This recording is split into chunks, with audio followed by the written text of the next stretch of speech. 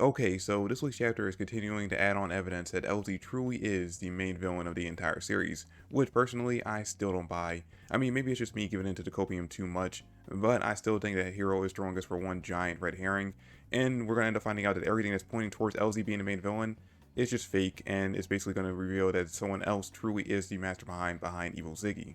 Now, I didn't do a review for last week's chapter, so a quick catch up on what happened in that one.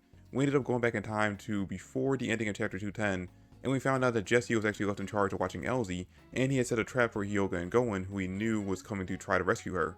And he basically ended up killing both of them, with Hyoga managing to free Elsie right before he died and kill Jesse as well at the same time.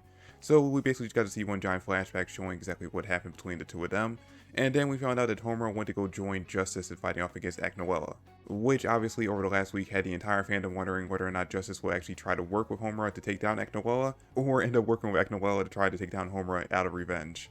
Now, opening up this week's chapter, we start off with Hermit looking over Elsie's medical record from 18 years ago, and we see that she's actually looking for a certain line of dialogue that Elsie said when she joined the ship for the first time. Which again is trying to show more evidence that Elsie truly is the mastermind behind everything that's currently going on, including Evil Ziggy, but there's just so much evidence proving that she can't be the one behind everything. Like, I'll get into it in a whole nother video, but for starters, why would she go and fight Ziggy by herself? Like, it'd be one thing if someone was there with her and she had to put on a show and pretend to fight against Ziggy, and she was the one controlling him in order to, like, make it look like she was actually trying to kill him. But there was no one else there. She made it a point to abandon everyone else so she can go 1v1 Ziggy by herself. What would have been the point of that if she was the one controlling him this entire time? And on top of that, if she was the mastermind behind everything, how was something she said 18 years ago when she was a kid and they just picked her up being malnourished and everything lead to her being the one truly behind all this? Now, that being said, I do think the audio that Hermit is looking for is going to play a significant role in revealing who the real traitor is, but we'll get into that later on in the video. Anyway, after that, we spend the rest of the chapter focusing on the fight against Acnoella, who immediately in the beginning of the chapter goes into her overdrive, which looks sick as hell, by the way. I'm sad we only get to see it for this chapter, because spoiler alert, she ends up dying by the end of the chapter. Or at least it seems like she ends up dying. We're not exactly confirmed on that just yet, but more than likely she did. Anyway, we continue the fight between her, Justice, and Homura, and we see that apparently Justice is actually begrudgingly working with Homura in the majority of this chapter. In fact, Homura actually ends up saving Justice's life later on in the chapter when Acnoella tries to attack him, and when she ends up getting injured trying to protect him, he actually seems genuinely concerned for her well-being. So I guess Justice really isn't as revenge-fueled as we all originally thought, because going into this chapter, I really did think there was a high possibility that unintentionally Justice might be so fueled with anger and seeking revenge that he might really end up teaming up with Acnoella to take down Homura instead of teaming up with Homura to take down Acnoella. Which, speaking of Acnoella, we end up getting a lot of lore dropped for her in this chapter, which is fitting because this is the only chapter where we actually get to spend a lot of time focusing on her, and based on the ending of the chapter, it seems like it's going to be the last one we actually get to spend any time focusing on her. Anyway, so we end up finding out that one, she's actually creating the dragons on the planet itself, which by the way, we end up finding out that apparently dragons have existed long before she even was alive, but she found a way to create her own by using a machine called Mobius that is currently on Lindard, which we end up finding out from her conversation with Justice that that was actually a project that was actually being made on Lindard but got stopped because of the war that Elsie started. But after the war ended and everyone else died off, Acnoella inherited the Mobius project and continued it, and managed to finish it off so she can actually use it to create dragons whenever she wanted. And she's currently lending it to Ziggy, but she says it's basically something that she owns and it's going to be using to basically take over the entire universe.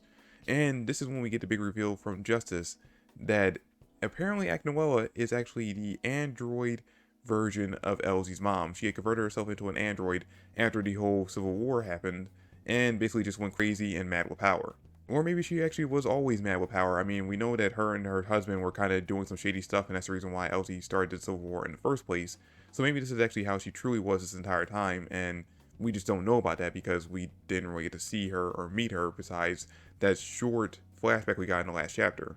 Which in the last chapter, I forgot to mention, we did get to see a short flashback of both Elsie's mom and dad, where we end up finding out that her dad looks just like Laxus but with Markrov's beard, and that her mom is pretty much just Irene from Fairy Tail. And then after the big reveal of finding out that Acnoella has the Mobius project that allows her to create endless amount of dragons, and Justice figuring out exactly who her true identity is, this is when we actually get to see her get cut in half from the bottom up, and we end up finding out that Elsie actually snuck behind her and attacked her, and after cutting her in half, she goes to use Grand Chariot on her, and Justice actually tries to stop her, saying, "Don't do it, it's your mom." And this is when we end up finding out that Elsie already knows that Acnoella is her mother. and still kills her anyway, or seemingly kills her. It's not confirmed in this chapter just yet. And then at the very end of the chapter, we have Elsie looking down on both Justice and Homura with a very sinister look and saying that now the Mobius project is hers. And that's where the chapter ends. And again, just like the last 2 chapters, Hiro trying to throw all this evidence towards us to make us think that Elsie truly is the mastermind behind everything. But dude, there are just so many things pointing to her not being the mastermind. Like, there's so many contradictions to make us think if she was the one behind everything, if she was the one in control of Ziggy this entire time, why would she do this and that? Like I already mentioned earlier in the video, if she was in control of Ziggy, why would she go and fight him 1v1 and try to kill him, and then almost end up killing herself off during the fight?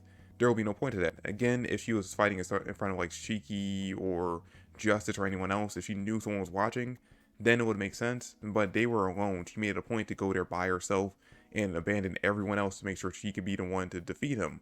So if that's the case, why go through all that trouble? And then, like I also mentioned already, the evidence that Hermit's looking for of what Elsie said back when they picked her up for the first time is really just a giant red herring to make us think that something Elsie said hinted to her planning to do all this. And like I said already, I do think that what Elsie said back then is actually going to point towards figuring out who the real traitor is, but I don't think it's actually Elsie. What I think is actually going to be revealed, because personally I believe that the future version of Rebecca from Ziggy's timeline is actually the real one who's actually in control of Ziggy and actually the true villain behind everything. And I think what's actually going to be revealed is that Elsie somehow figured that out. Like, I don't know, maybe when Elsie was brought onto the ship, she was able to see that Rebecca is like Aether Spirit or something, and she mumbled it under her breath and Hermit picked up on it. Something like that might have happened. I don't know. I just know that whatever Hero's doing, he's just throwing us one giant red herring into making us think it truly is Elsie. And in the chapter or 2, he's going to reveal that it's not her and it's someone else this entire time. But anyway guys, that's it for the video. Thanks for watching. I hope you enjoyed. Let me know in the comment section down below who you think the true villain is. Again, like I said, I definitely don't think it's Elsie. I think it's definitely going to be the future alternate timeline version of Rebecca. Or at the very least, maybe not the one from Ziggy's timeline, but definitely one alternate version of Rebecca. Or maybe just an alternate version of Ziggy. Who knows? But anyway, that's it for the video. Thanks for watching. I hope you enjoyed, and I'll catch you all in the next one. Peace.